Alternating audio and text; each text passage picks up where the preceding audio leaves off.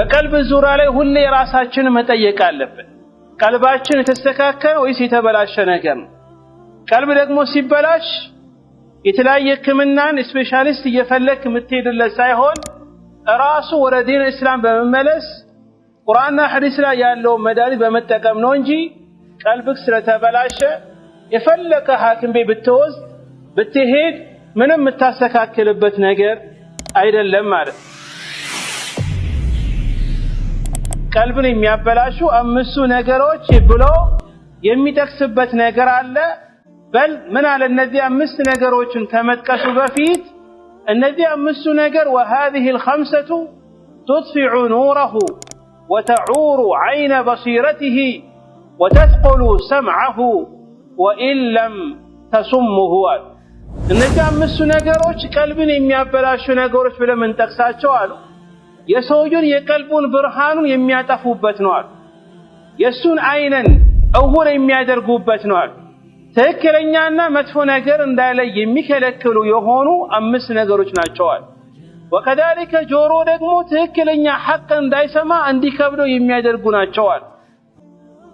ከዚያ አኳያ እነዚህ ትላልቅ ነገሮች የሰውየውን ኃይሉን ደግሞ የሚያደክሙ ናቸው አሉ። እነዚህ አምስቱ ነገሮች ምንድን ናቸው? ቀልባችን የሚያበላሹበት የብዙ ሰዎች ችግርና መከራ የሆነ የብዙ ሰዎች ይሄ ነገር እኔን እያስቸገረ ነው ብሎ እየተናገሩ ያለ ጉዳይ ስለሆነ ነው። ወደ ጉዳዩ ከመግባታችን በፊት አላህ ሱብሓነሁ ወተዓላ ረሱሉና ዐለይሂ ሰላቱ ወሰላም ስልካቸውና ዳዕዋ እንዲያደርጉ ሲያዛቸው መጀመሪያ ዳዕዋ እንዲያደርጉ መጀመሪያ የወረደው ሱረቱል ሙደሲር ይባላል። መጀመሪያ ላይ ጌታ አላህ ሱብሓነሁ ወተዓላ ለመልእክተኛው ዐለይሂ ሰላቱ ወሰላም እንደዚህ አላቸው፣ ያ አዩሀል ሙደሲር ቁም ፈአንዚር ወረበከ ፈከብር ወሲያበከ ፈጠሂር።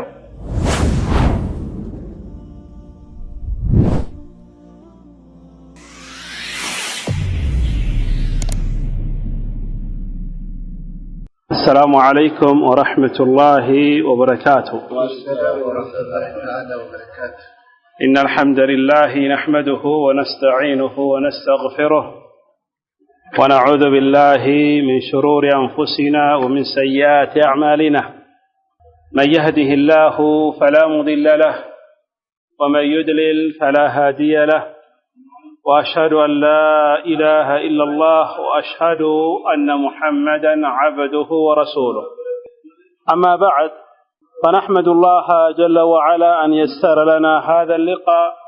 ونسأله أن يجعل لنا لقاء مباركا. الله تعالى زاري በጣም አስፈላጊና አንገብጋቢ የሆነ ርዕስን አንስተን ማውራት እንፈልጋለን። የብዙ ሰዎች ችግርና መከራ የሆነ የብዙ ሰዎች ይሄ ነገር እኔን እያስቸገረ ነው ብሎ እየተናገሩ ያለ ጉዳይ ስለሆነ ነው። ወደ ጉዳዩ ከመግባታችን በፊት አላህ ሱብሓነሁ ወተዓላ ረሱሉና ዐለይሂ ሰላቱ ወሰላም ስልካቸውና ዳዕዋ እንዲያደርጉ ሲያዛቸው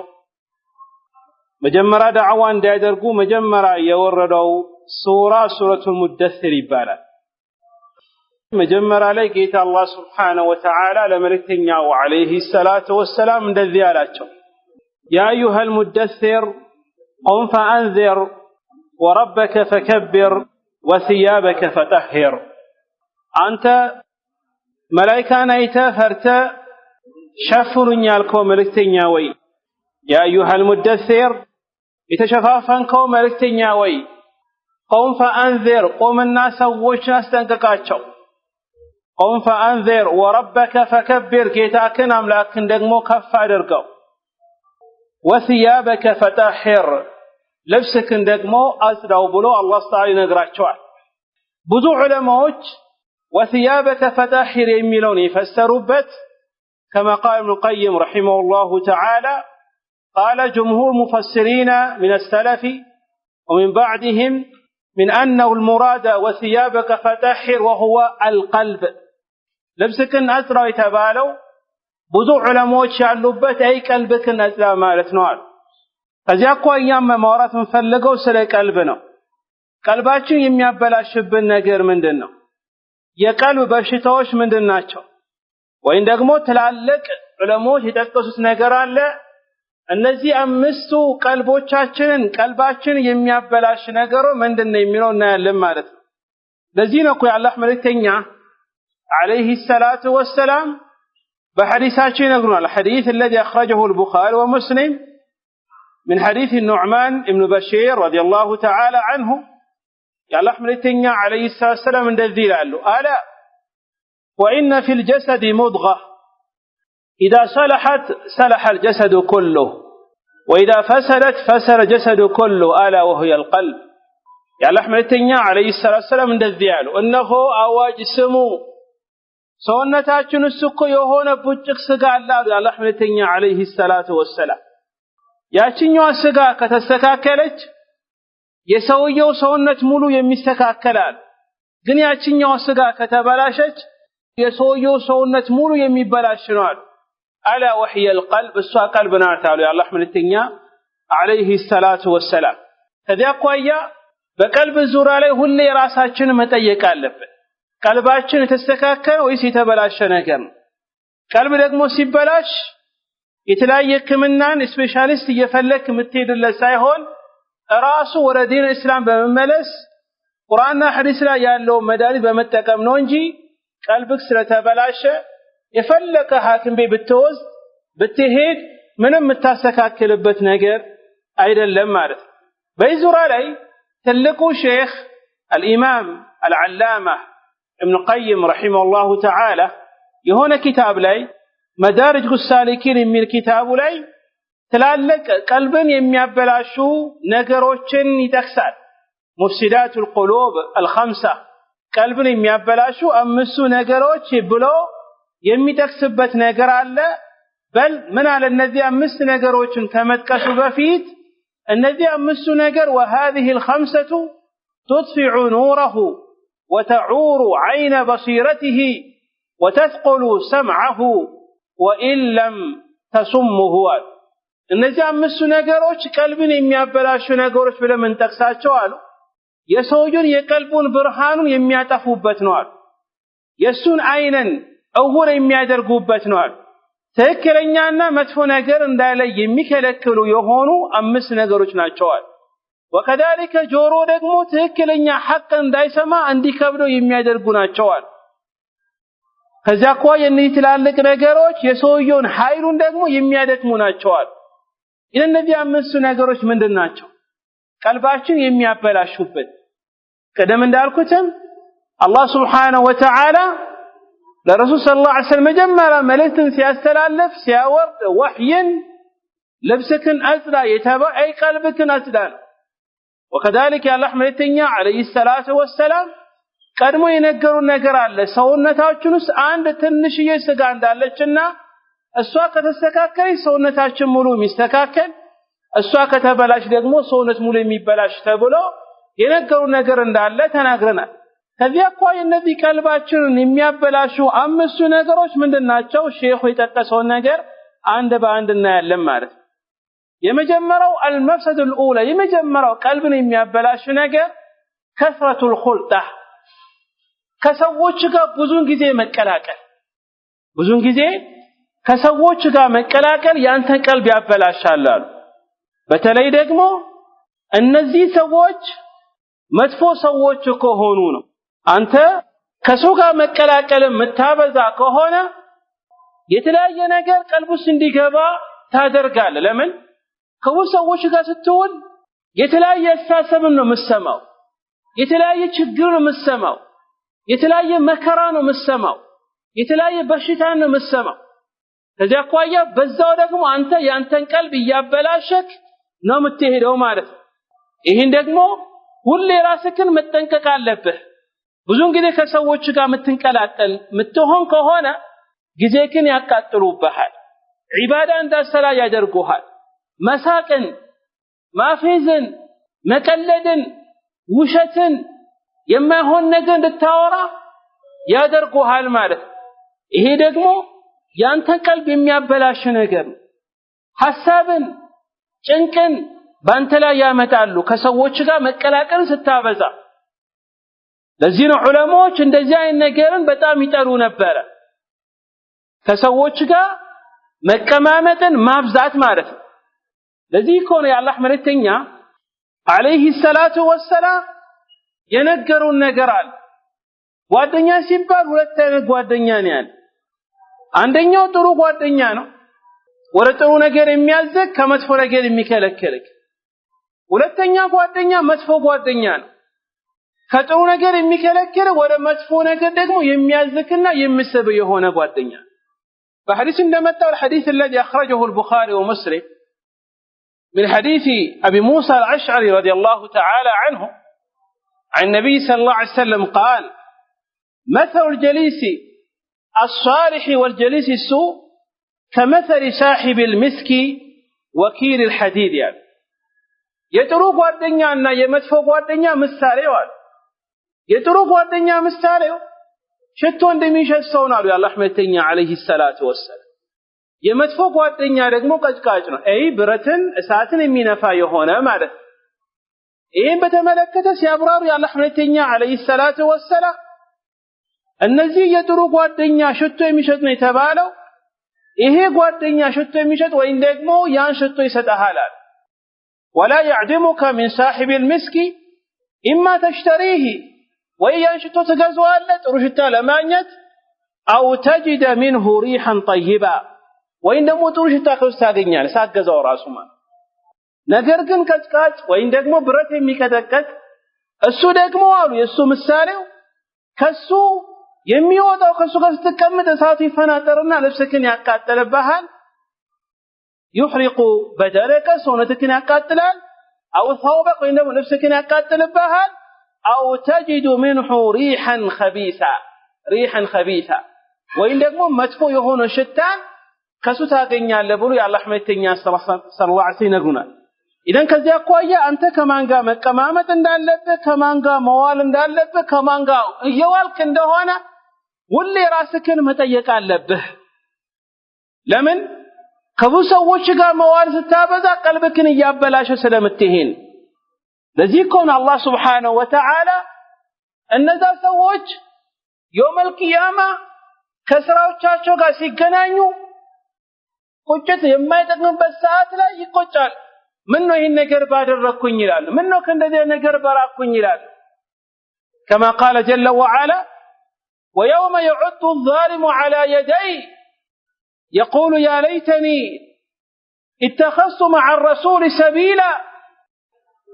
يا ويلتى ليتني لم اتخذ فلانا خليلا لمن لقد أضلني عن الذكر بعد إذ جاءني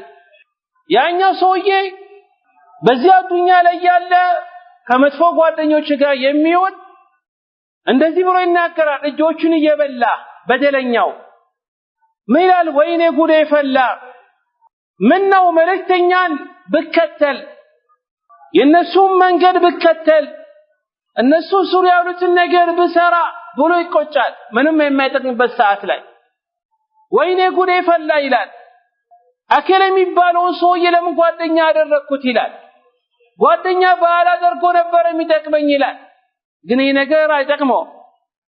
ለምን لقد أضلني عن الذكر بعد إذ جاءني እኔን እኮ ከትክክለኛው መንገድ አወጣኝ ትክክለኛው ነገር ወደኔ ከመጣ በኋላ ይላል ይሄ ደግሞ አይጠቅመው በዛ የውመል ቂያማ ሰው የሰራውን ነገር የሚያገኝበት ቀን ነው እንጂ መልካም ስራ የሚሰራበት ቀን አይደለም ለዚህ ነው ብዙ ጊዜ ተመልከቱ ብዙ ሰዎች የመስጊድ ጀማዓ ነበሩ ከተወሰነ ጊዜ በኋላ ከመስጊድ ሲርቁ ታገኛቸዋል ብዙ ምክንያት ሊኖራቸው ይችላል ግን ከነዛው አንደኛውና ትልቁ ዋነኛው ምክንያት ከመጥፎ ጓደኛ ጋር ስለገጠመን ተመልከቱ ድሮ ቁርአን ከኛ ጋር የሚቀሩ ቁርአን ያፈዙ የነበሩ ጀማዓዎች እኛንም አላህ ተባቱን ይስጠንና ከተወሰነ ጊዜ በኋላ መስጊድ አንደኛው ሰልፍ ላይ የሚሰለፈው የነበረው አካል አንደኛው ጫት ቤት መጀመሪያ ላይ ቀድሞ ከመኪና እንደወረደ ተሰልፎ ይወስዳል ሰው ምሳውን ሊበላ ወደ ቤት ዳቦና ብርቱካን ተሸክሞ ሲሄድ እሱ በዚህኛው በኩል ጫት በዚህኛው በኩል ደግሞ ኮካ ይዞ ይሄዳል። ሰው በማታ ቤት ቁጭ ብሎ ከሚስቱ ጋር ሲጫወት ሲያወራ ከእናቱ ጋር ሲያወራ እሱ ማታ ቺክና ቺፕስ እየጠበሰ ወደ ሰፈሩ ይሄዳል ማለት ነው። ምክንያቱ ስታይ ወላሂ ትልቁና ዋነኛው ከመጥፎ ጓደኛ ጋር ስለገጠመ ወደ መስጊድ የሚስበው ሳይሆን ወደ ሙዚቃ ቤት የሚስበው፣ ወደ ቁማር ቤት የሚስበው፣ ወደ ፑል ቤት የሚስበው፣ ወደ ተለያየ ቦታ የሚስበው ጓደኛ ጋር ስለገጠመ ከዚያ አኳያ ይሄኛው ለዚህ ነው ይሄ ሰውዬ ምን ነው ያናከለ ጓደኛ ባላደረኩኝ ይላል። ለዚህ ነው ዓለሞች ናሉ አሳሂቡ ሳሂብ ይላል። ጓደኛ ማለት አንተን የሚስብህ ነው ወይ ወደ ጥሩ ይስብሃል ወይ ወደ መጥፎ የሚስብህ። ይሄ ደግሞ የበለጠ ያንተን ቀልብክን እያበላሸ ነው የሚሄደው። ከቁርአን ካራቀ ከመስጊድ ካራቀ ምንም ይጠቅም ቀልብ ሙሉ ስለተበላሸብህ ነው ማለት ነው። ለዚህ ነው ጌታ አላህ ተዓላ በሌላ ቦታ ላይ በተለይ ጥሩ ጓደኛ መያዝ እንዳለብህና በአላህ መንገድ ላይ የተዋደሩ ሰዎች ትልቅን ጥቅምን ያገኛሉ የውመል ቂያማ። በአላህ መንገድ ላይ የተያያዙ ሰዎች ነገር ግን ከነዛ ውጭ ያለው ጓደኝነት ሁሉ የማይጠቅምበት ጊዜ ነው። كما قال جل وعلا الأخلاء يومئذ بعضهم لبعض عدو إلا المتقين እነዛ ጓደኛዎች አሉ አይ ጓደኛ አንዱ ለጓደኛው ሁሉም የውመል ቂያማ ጠላት አንዱ ለጠላት ይሆናል፣ አንዱ ለአንዱ ጠላት ይሆናል። الأخلاء يومئذ بعضهم لبعض عدو ከፊል ጓደኛው ለጓደኛው የውመል ቂያማ ጠላት ይሆንለታል። ይሄ ምን አይነት ጓደኛ ነው? መጥፎ ጓደኛ ነው። ዛሬ ጠቀመክ ይመስላል፣ ዛሬ ያስተካከለክ ይመስላል፣ ወይ በተለያየ ጥቅም ሊይዝ ይችላል። ይሄ ሁሉ ግን አይጠቅም፣ ምንም አይጠቅም የውመል ቂያማ ኢላ المتقين አላህ የሚፈሩ ሰዎች እንጂ። አላህ የሚፈራ ሰው ደግሞ አላህ የሚፈራ ጓደኛክ ወደ መስጊድ ነው የሚጠራክ፣ ወደ ቁርአን ቦታ ነው የሚጠራክ፣ ወደ ሙሐደራ ቦታ ነው የሚጠራክ፣ ወደ ጥሩ ነገር መልካም ስራ ነው የሚልህ፣ ከመጥፎ ነገር ነው የሚከለክል። አላህን የሚፈራ ባሪያ ግን አላህን የማይፈራ ተቅዋው ያነሰ አላህን የማይፈራ ደግሞ ወይ ጫት ቤት ወይ ቡና ቤት ወይ ኸምር ቤት ወይ ጭፈራ ቤት የማይሆን ቦታ ይስብሃል። ይሄ ደግሞ የበለጠ ቀልብህን የሚያበላሽ ነገር እንደሆነ ስለሆነ ጥንቃቄ ማድረግ አለብህ ማለት ነው። ጠይብ አሁን እኛ ስለ ጓደኛ ስናወራ ከብዙ ሰዎች ጋር መቀላቀል ቀልብ ያበላሻል ብለን እያወራን፣ ይሄ ደግሞ በአጠቃላይ አይደለም። ረበማ ጥሩ ጓደኞች ወደ ጥሩ ቦታ ሊያዙክ ይችላሉ መልካም ከሆኑ። ለዚህ ነው የሚላለ ሼኹ والضابط النافع في امر خلطه በጣም ጠቃሚ የሆነ መርሆ ሁሌ መያዝ አለብህ። በምን ጉዳይ ላይ መቀላቀል ሲባል ለምሳሌ ከሰው ጋር ከማን ጋር መዋል አለብህ፣ ከምን አይነት ቦታ ነው መገኘት ያለብህ፣ ምን አይነት ሰዎች ጓደኛ መያዝ አለብህ የሚለውን ነገር ሲያስቀምጥ ምን አለ? አዩ خالط الناس في الخير በመልካም ነገር ከሰዎች ጋር መቀላቀል አለበት። ከልጁምዓቲ ወልጀማዓቲ ጁምዓ ሰዓት ለመስገድ ሲል ወይ ጀማዓ መስጊድ መጥቶ ለመስጊድ ከነሱ ጋር ከሰዎች ጋር በዚህ ምክንያት መቀላቀል ያለበት። والأعياد والحج وتعلم العلم والجهاد والنصيحة ለምሳሌ ዒድ ጊዜ ከሰዎች ጋር መሆን አለበት። ሐጅ ቦታ ዒልምን ለመማር ጂሃድ ለማድረግ ሰዎችን ለመምከሰተል። ከዚሁ ደግሞ ويعتزلهم في الشر والفضول والمباحات መጥፎ ነገር ላይ ካሉ ከነሱ መራቅ አለበት። ወይም ደግሞ አንዳንድ የሚፈቀው ነገር ሆኖ የሚያበዙ ነገር ለምሳሌ መሳቅ መጫወት ችግር የለውም በሸሪዓ ሙባህ የሚፈቀድ ነገር ነው። ግን ሳቅ ሲበዛ፣ ቀጥ ሲበዛ፣ ማፌዝ ሲበዛ፣ ሰዎች ላይ መቀለድ በቁመቱ በውፍረቱ በሀብቱ በልጆቹ በማይሆን ነገር መቀለድ ሲበዛ ከእንደዚህ አይነት ቦታ መራቅ አለበት። ለምን? አንተ ቀልብህን እያበላሸ ስለሚሄድ ነው ማለት። ከዚያ አኳያ ይሄም ደግሞ ትልቁ ጉዳይ ስለሆነ መጠንቀቅ አለብን። አለበለዚያ ቀልባችንን እያበላሸን ነው የሚሄደው ማለት። ሌላኛው ቀልብን የሚያበላሽ ነገር ሁለተኛው ለሚጠቀሰው ركوبه بحر التمني የምኞትን ጀልባ ላይ ወጥቶ መሄዱ ነው። ምኞት ማብዛት ማለት አንዳንድ ሰው ምኞት አያልቅም። ምኞት በጣም ሰፊ ነው። ከባህር የበለጠ የሰፋ ነገር ነው። ከአየር የበለጠ የበሮ የሚሄድ ነው። ከነፋስ የበለጠ ፍጥነት ያለው ነው። አንተ ምኞት ብቻ የምትገባ ከሆነ ምኞት የምታበዛ ከሆነ ያንተ ቀልብ እየተበላሸ ነው የሚሄደው ማለት ያንተ ቀልብ እየተበላሸ ነው የሚሄደው ማለት ከዚያ ቆይ ትልቁ ሞኝነት ማለት ምኞትን ማብዛት ትልቁ ሞኝነት ምኞትን ማብዛት በልጥ ሰው ሁሌ መልካም ስራ ይሰራና በአላህ ላይ ይመካል ሞኝና ጅል ሰው ደግሞ ዝም ብሎ ስራ መልካም ስራ ሳይሰራ የሚመኝ ነው የአላህ መልእክተኛ عليه الصلاة والسلام لنقر حديث شداد بن أوس رضي الله تعالى عنه عن النبي صلى الله عليه وسلم قال الكيس من دان نفسه وعمل لما بعد الموت والعاجز من أتبع نفسه هوى وتمنى على الله حق أمانه كذاك ولا التمني منيت منيوت مابزات زنبلو يمنيان يا لحمة تنياسر بذي حديث منالو الحديث الذي أخرجه الترمذي وقال الترمذي حديث حسن الصحيح تقول لي سو برت سو مالتها من دان نفسه ياسبسون من سرچالو من ملكام نجر علي من أدرك الله يميل سو كذاس وعمل لما بعد الموت كموت بها لالو أجر سراني سراسو أما جلنا موني سودك ممالت من أتبع نفس بيتشاتك التلانو هوا سميتوان وتمنى على الله بعد الله بيتش يتمنى زنبل يمنى سراي سرا من يوتشان إيه نيانا التمني تلاقي نجم لمساري أما تابتالن شيخ راشد أكسال يونجر لمسرات خير سرا ممنيت وإن دقمو نيان ما استكاكر يتشجرين له إيه تفكر نياجر من يوت لو سمنا ما يسرا أجو تقولوا بيتك كمتنا مكينا بنوري أرام مستباغوا بيت بجزا ከዛ በኋላ እንደዚህ አይነት መጋዘኑ ካስፈልገኛ ይላል አንድ ሱቅ ሳይሆን ሁለት ሱቅ በከፍ ዝም ብሎ ቁጭ ብለው በዚህ ምኞት የሚሄድ ሰው والله ቀልቡን እያበላሸ ነው የሚሄድ ቀልቡን ለዚህ ነው ሸይጣን ሁሌ ጊዜ ግን ማቃጠል ይፈልጋል በተለይ ሰዓት ስገባ አቢ ሐኒፋ ጋር አንድ ሰው መጣና የሆነ ቦታ ደብቆ ዶሮ ጊዜ ባንክ ምናምን የለም የሆነ ቦታ መቀረቀረው ፈልገው ያለው ነገር ከዛ ተወጣዋል እና የሆነ ቦታ አስቀምጬ ቦታው ረሳውትና ምን ላርጋለው ነው እንዴ አይ ችግር የለውም ወዱ አድርግ ሐሳብከን ሰብስበው ሁለት ረካዓ ሰገድ ከዛ አላህ ለምን አላህ ቦታውን ያስተውሳል ይታወጣዋል ታገኘዋለህ ሶ ደግሞ የሆነ በርት ነገር ይመስላል ሄደና ወዱ አደረገና ሰላት አላሁ አክበር ሲል ቦታ ተዛለ ከዛ ሰዓት ነቃተና ያይማ ቦታ ያንቻለሁ ሽክራን አመሰክራለሁ ብሎ ይወጣ ወደ ቦታው ሄደ ሸይጣን የሚፈልገው እንደዚያ ቀልብክን ያንተን መሳብ ነው ምኞት እንድትገባ ነው ስለተመኘ ደግሞ የምታገኘው ነገር እኮ አይደለም አንተ ብቻ ሰበቦችን አስባቦችን አንድ ሰው ለምሳሌ ሚስት ሳይፈልግ ሳያፈላልግ ሳይጠይቅ ዝም ብሎ እንደሚስት ቢኖርኝ ብሎ ቢቀመጥ የሚያገኘው ነገር አለ ቀልቡን ነው የሚያደርቀው በየቀኑ ለይት ሱቢ ሲነሳ ሸዋር ብቻ መውሰድ ነው እንጂ ነገር ምንም አይጠቀም ምንም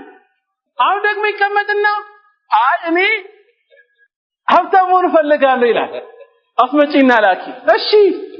ምንም እኮ አይሰራ ይመኛል ከዛ በየቀኑ የሰውን ብር እየቆጠረ በሐሳብ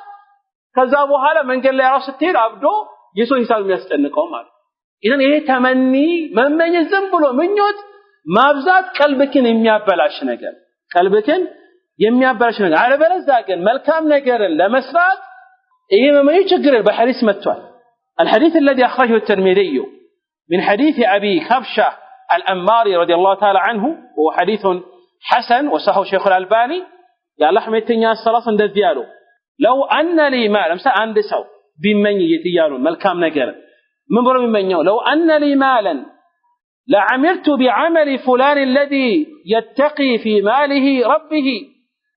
ويصل به رحمه ويخرج منه حقه عند سو يمنيال ملكام نجر أنا كون داكلي حبت بينورينيال عند أكلي اللهن የሚፈራበት በዛኛው ሀብቱ ሰረቃን የሚሰጥ ዝምድና የሚቀጥልበት የሀብቱን ሐቅ ደግሞ የሚያወጣ እንደዚህ አይነት ሰው የአላህ መልእክተኛ ሰለላሁ ዐለይሂ ወሰለም هما في الاجر سواء እንደዚህ አይነት ሰው በአጅሩ እኩል ነው አይ አንድ ሰው ብር ኖሮት የሚለግስና አንድ ሰው ደግሞ የለውም ግን አላህ እንደዚህ አይነት ብር ቢሰጠኝ ሰረቃን እሰጣለሁ እንዲያደርጋሉ ምን እኮ ነው ይሄ ተፈቀደ ነው በል አጅሩ እኩል ነው የሚያገኘው ከዛኛው ሰውዬ ጋር ይሄ ችግር የለውም በዚህ ምኞት እንደዚህ አይነት ነገር አማ ግን ቅድም ያለው ወይ እየሰራ አይደለም አስባቡን እያሟላ አይደለም በል አንዳንዴ መጥፎ ነገር የሚመኝ ነገር አለ ይሄ የበለጠ ቀልብክን የሚያደርቅና ቀልብክን የሚያበላሽ ስለሆነ ጥንቃቄ ማድረግ አለብን ይሄ ሁለተኛው ነው ሶስተኛው ቀልባችን የሚያበላሸው ነገር ምንድነው التعلق بغير الله تبارك وتعالى ካላህ ውጪ ባለ ነገር ቀልብክን ማንጠልጠል ካላህ ውጪ ያለ ነገር ሌላ ነገር መለመን መከጀል መመካት ይሄ ደግሞ ዋንኛውና ትልቁ ቀልብክን የሚያበላሽ ነው ወይ ደግሞ በሌላ አገላለጽ ሽርክ የሚባለው ካላህ ውጪ ያለን አካለ መትለመን ከሆነ ሺአከሌ አውሊያ ከሌ ምያልክ የተለያየ ሰዎች ምጠራ ከሆነ حتى رسول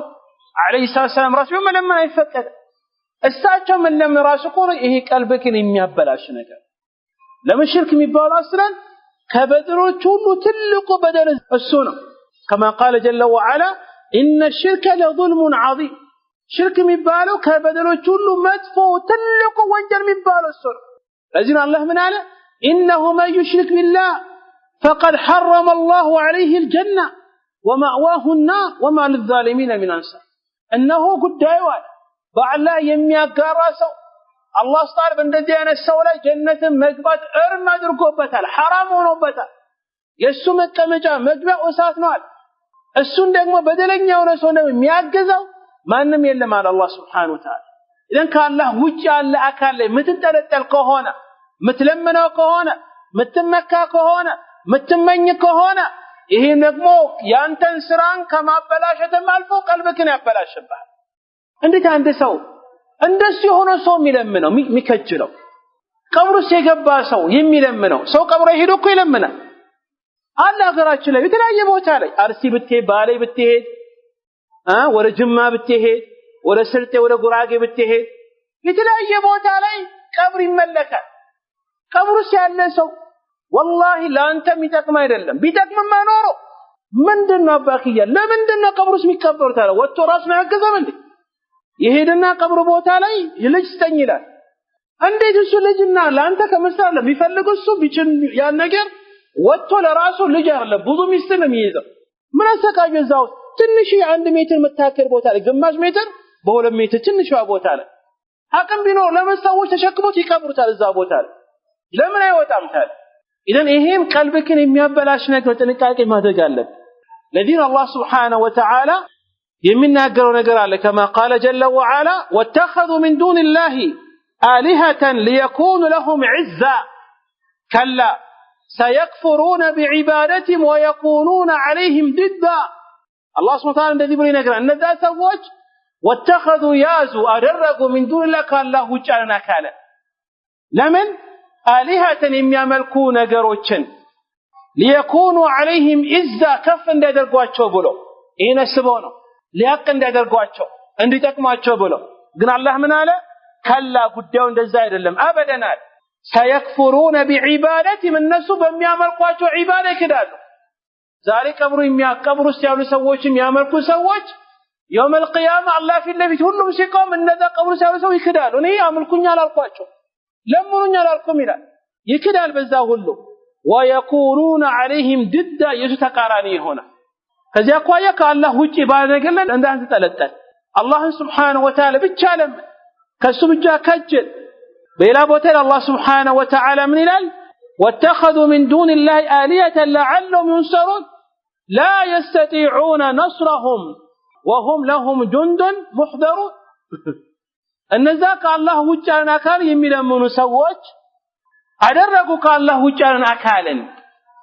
لعلهم ينصرون እነሱ እንዲያግዟቸው ዘንድ እንዲረዷቸው ዘንድ لا يستطيعون ነገር ግን لا يستطيعون نصرهم እነሱ ማገዝ አይችሉም በል ከዚህ ማልፎ ደግሞ يوم القيامه የነሱ ተቃራኒ ሰራዎች የነሱ ተቃራኒ ወታደሮች ሆኑባቸዋል እነሱ ተቃውሞ ተቃራኒ ሆኑ ይዋጓቸዋል ከዚያ አኳያ ከሌላ ከአላህ ውጪ ያለን አካል ላይ ልቡ የሚንጠለጠል ሰው ቀልቡ ይበላሽበት ለምን አንዳንድ ሰው ለምሳሌ ከአላህ ውጪ ባለ ነገር ስለሚጠለጠል ጅኒ እያለ ይፈራል ልክ ጠዋት ከቤት ሲወጣ ጥቁር ድመት ካየ ጉዱ ፈላ ይፈራል ድመት ይፈራል እንዴ ትሽ ብታውቁ ምትሮጥ ድመት ናት ከዛ ልክ ከቤት ሲወጣ ዳራው ላይ ጥቁር የሆነ የሚበር ነገር ካየ በቃ ዛሬ አልተሳካለኝ የሚለው ወደ ቤቱ ይመለስ ይሄ ካላህ ውጪ የሚጠለጠሰው ቀልቡ እንደዚህ የተበታተነ ነው የተረጋጋ አይደለም ቀልቡ የበለደ ተበላሸ ነው ከዚያ አኳያ ቀልቡን የሚያበላሽ ነገር ሌላኛው ካላህ ውጪ ነገር መለመን ነው ለዚህ ነው አላህ Subhanahu Wa Ta'ala ሁሌ ያስጠነቅቀናል አላህ Subhanahu Wa Ta'ala ብቻ እንድንለምን ይነግረናል لا تجعل مع الله إلها آخر فتقعد مذموما مخذولا ካላህ ውጪ አካልን አምላክ እንዳታደርግ ያምታለኩር ይተዋረርክ የበታቸውን ክሶ ትሆናለህ ብሎ አላህ ይነግረናል ከዚያ አኳያ ቀልባችን ከሚያበላሹ ነገር ሶስተኛ ላይ የሚጠቀሰው ካላህ ውጪ ባለ አካል ልብክ ማንጠልጠለን ይሄ ደግሞ ቀልብክን የሚያበላሽ ነገር ነው ማለት ነው ሌላኛው ብዙ ሰዎች ዘናጉበት ነገር ነው አራተኛ ላይ የሚጠቀሰው ቀልብን የሚያበላሽ ነገር ጉዳችን ሊፈላ ነው ይሄ ጉዳይ በተለይ ሁሉም ራሱ መጠየቅ አለበት በተለይ ወፍራም የሆኑ ሰዎች ምንድን ሲባል ምግብን ማብዛት ምግብ መታበዛ ከሆነ ቀልብክ ይበላሽብሃል ይገርማል እንዴ ሰው ምግብ በማብዛቱ ቀልቡ ይበላሽበት ይሄን መጣበታለን እንዴት ነው ሲባል ከሁለት አኳያ ነው አንደኛው የሚመገበው ምግብ حرام ከሆነ ነው ሰርቆ አጭበርብሮ በሪባ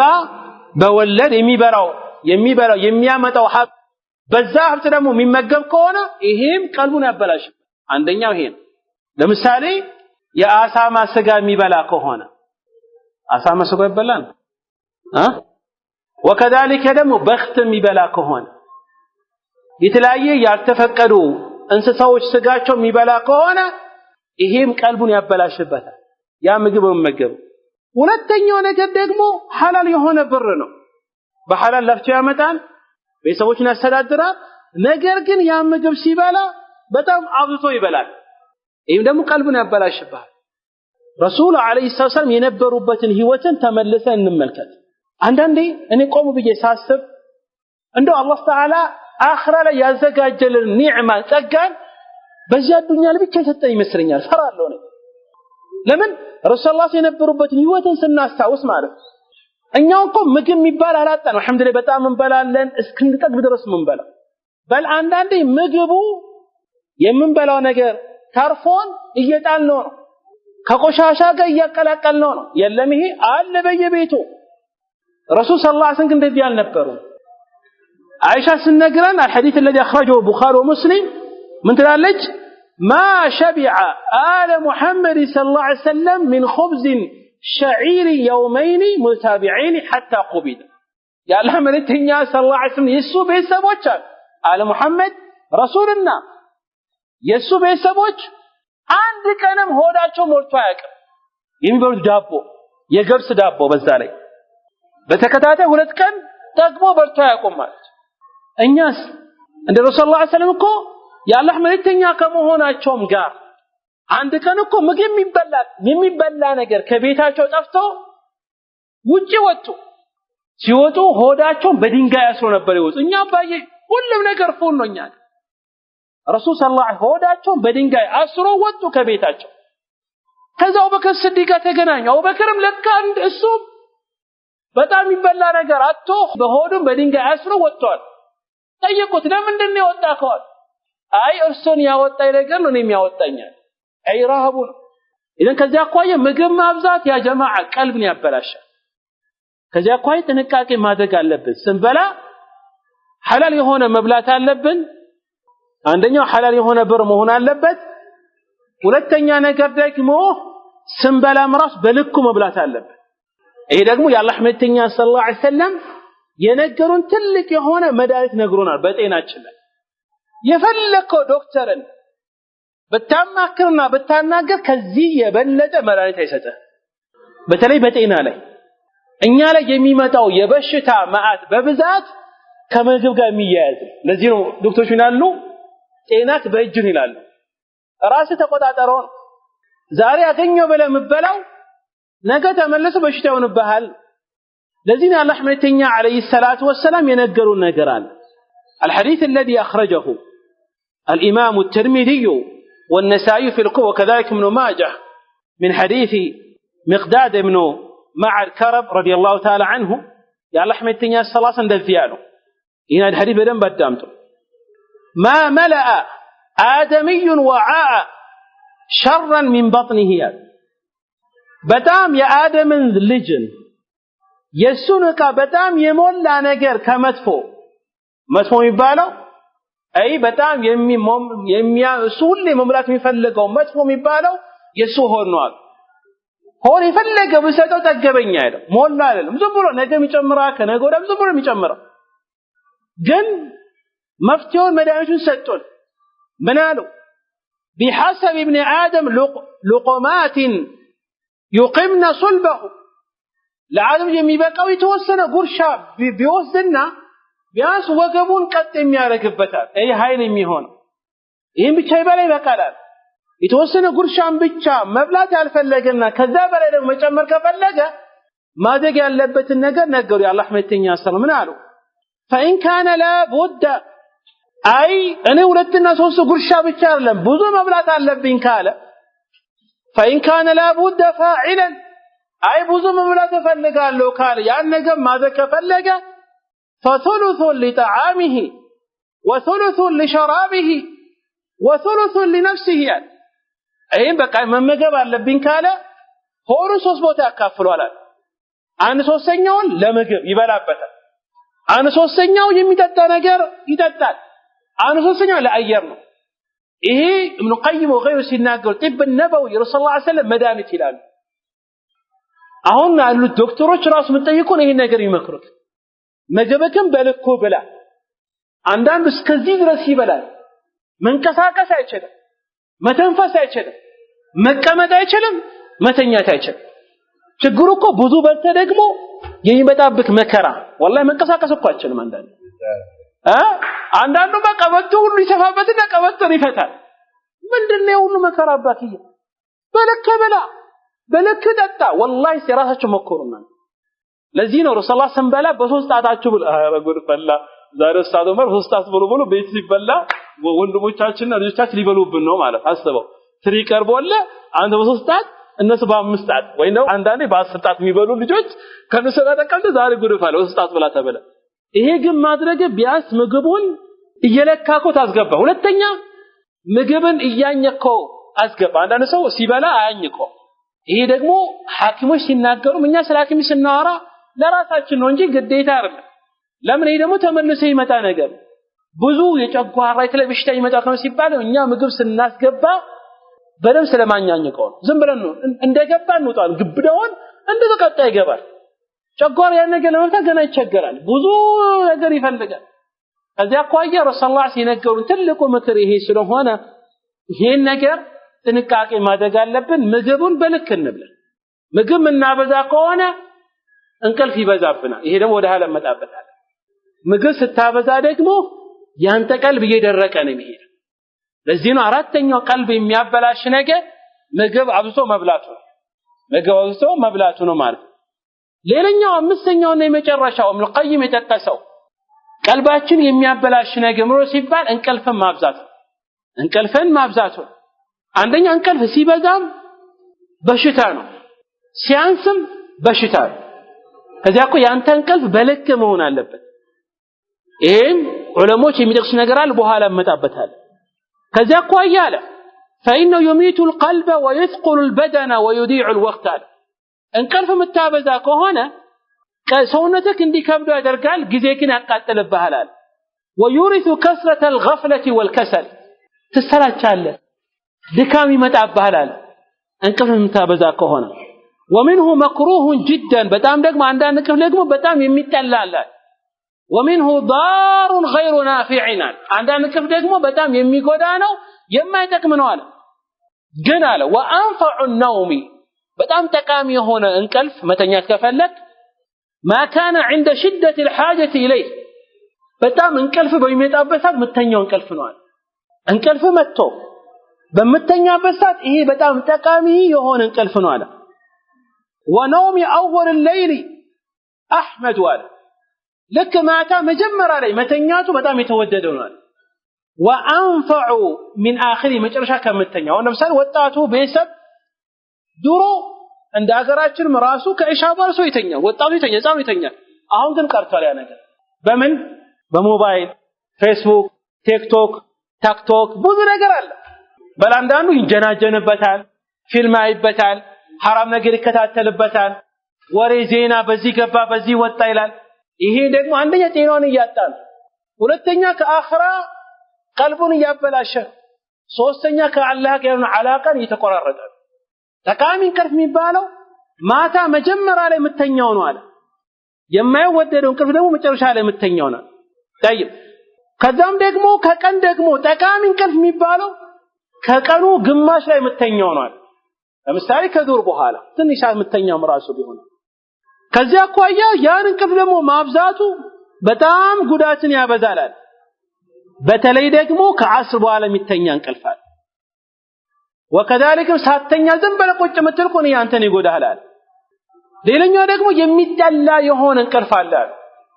ያ ደግሞ መቼ ነው ከፈጅር በኋላ ሰግደህ ቶሎ ብለህ መተኛት ይሄ ጠላን ፀሐይ እስክትወጣ ድረስ በዚህ ሰዓት መተኛት የለብህም ለምን ረሱላህ የነገሩ ነገር አለ ጀማዓ الحديث الذي صححه شيخ الألباني يا لحمتني الصلاة يالو بورك لأمتي في بكورها ለህዝቦቼ በረካ ያደርጎላቸዋል በጠዋት ጊዜያት ለዚያ አቋያ ነጋዴ ከሆንክ ሰራተኛ ከሆንክ ተማሪ ከሆንክ የሆነ ስራ መስራት ከፈለክ حتى ሴት ራሱ ከሆንሽ ከፈጅር በኋላ ያለው ሰዓት እንዳታይ ከዚያ አቋያ በዚህ ሰዓት አይ ከፈጅር በኋላ ያለውን ጊዜ ፀሐይ እስክትወጣ ድረስ ይሄ ምተኛ ከሆነ ላንተ ለጤናክም ጎጂ ነው ከዛም አልፎ ደግሞ ብዙ በረካ ያመጣል حتى مسراو ስራ ራሱ ካለለ ቁጭ በል ቁርአን ቀራበት ذክር በልበት ሴት ደግሞ ከሆንሽ ተነሺና ደስ ታቢበት ምንም ችግር የለውም በረካ ያደርግልሻል ለዛኝ ለምስሪው ቀለም ምስሪልን ወጥ ማለት ለዚህ ሰለላሁ ዐለይሂ ወሰለም ቡሪከ ለኡመቲ في بكورها ለህዝቦቼ በጠዋቱ ጊዜ በረካ ያደርጎላቸዋል አንተ ከፈጅር በኋላ ሰግደ አሁን ሰግደ የሚለው ለሚሰግዱ ሰዎች አማ የማይሰግድ ሰው አስረን የሚነሳው ሰዓት ነው ለሰዓት ሰዓት ይሄ ጁስ ያገባ መሰል እኛ ስለሱ አናወራ እኛ ምናወራው ፈጅር ሰግደ እንዳተኛ ቶሎ ብለ ትንሽ ጠብቅ አንድ ሰዓት ተበዝ ፀሐይ እስክትወጣ ፀሐይ እንደወጣ ተኛ ከዛ በኋላ ለብቻኛው ሰዓት በረካ የሚከፋፈልበት ወቅት ነው ከቻልክ ስራ ለመስራት ከፈለክ ሂድና ስራ ተንቀሳቀስ ስፖርት ራሱ ስራ ችግር ነው በረካ ያደርግላል በጤና በጣም ሰዎች ብዙ ጊዜ የሚዘናጉት ነገር ከዚያ ይሄ በጣም ጠቃሚ የሆነ ይሄ በዚህ ሰዓት ከፈጅር በኋላ መተኛት የሚጠላል ሌላኛው የሚጠላው ከመግሪብ በኋላ መተኛት ይሄ በሐዲስ እንደመጣ ሐዲስ አቡ برزة السلمي رضي الله تعالى عنه الأسلمي رضي الله تعالى عنه في البخاري ومسلم على رحمة الله صلى الله عليه وسلم ذات الناقر كان رسول الله صلى الله عليه وسلم يكره النوم قبل العشاء والحديث بعدها رسول الله عليه وسلم كعشاء صلاة بفيت متنيات يتلال يكره كتباله علماء بيت اي حرام ነው የተከለከለ ነው ማለት መግሪብ ሰግደ እንዳተኛ ኢሻ ሳሳሰል ከዛም ከኢሻ በኋላ ወሬ ማብዛትን ደግሞ ይጠላሉ ያላህ መልእክተኛ አለይሂ ሰላቱ ወሰለም ለምን ይሄ ነገ ለሊት ሱቢ እንዳሰግድ የሚከለከል ሱቢ ለመስከር ከፈለክ አስለን ቶሎ ብለህ ቀድመተኛ ቀደም እንዳለው ደግሞ ብዙ ምግብ እንዳበላ ብዙ የበላ ሰው መተኛት አይችልም ለምን ያ ነገር ያስቸግረዋልና በአጠቃላይ እነዚህ አምስቱ ቀልብን የሚያበላሹ ነገሮች ናቸው መጠንቀቅ አለብን ከነዚህ አምስት ነገር ደግሞ ምንርቅ ደግሞ ከሆነ ቀልባችን ይስተካከላል ለምሳሌ ከሰው ጋር መቀላቀል ምንቀንስ ከሆነ ቀልባችን ይስተካከላል ምኞትን ማናበዛ ከሆነ ቀልባችን ይስተካከላል ምግብ ምንቀንስ ከሆነ ቀልባችን ይስተካከላል እንቅልፍን በልኩ ምንተኛ ከሆነ በተለይ ቀደም እናቁት እንቅልፍ መተኛት ያለበት ዑለሞች እንደክሱት حتى ابن القيم ይጠቅሳል ጥሩ እንቅልፍ አንድ ሰው በቀን ማግኘት ያለበት 8 ሰዓት ነው ለዛ ምን አለ وبالجملة فاعدل النوم وانفعه نوم نصف الليل الأول وسدسه الأخير وهو مقدار 8 ساعات በአጠቃላይ ጠቃሚ የሆነ እንቅልፍ ትክክለኛ የሆነ እንቅልፍ አለ መጀመሪያ ላይ የሚተኛ ነው ከኢሻ በኋላ ቢያንስ በ8 ሰዓት መታከል እንቅልፍ መተኛት ይሄ ለከ 8 ሰዓት በ24 ሰዓት 8 ሰዓት ያክል መተኛ ከሆነ ጠቃሚ የሆነ እንቅልፍ ነው ለጤናት የሚጠቅም እንቅልፍም መታበዛ ደግሞ ከሆነ ቀልብክ ይበላሽብሃል ከዚያ አኳያ ቀልባቸው የሚበላሽ ሰዎች ሳይሆን ቀልባቸው የሚስተካከል ሰዎች አላህ ያድርገን የሰማነው ነገር ምንሰራበት ሰዎች አላህ ያድርገን ቀልባችን ተስተካክሎ አኺራችንን አስተካክለን በጥሩ ቀልብ ከአላህ ጋር የሚገናኙ ሰዎች አላህ ያድርገን هذا بالله التوفيق والله تعالى اعلم وصلى الله وسلم على نبينا محمد وعلى اله وصحبه اجمعين والسلام عليكم ورحمه الله وبركاته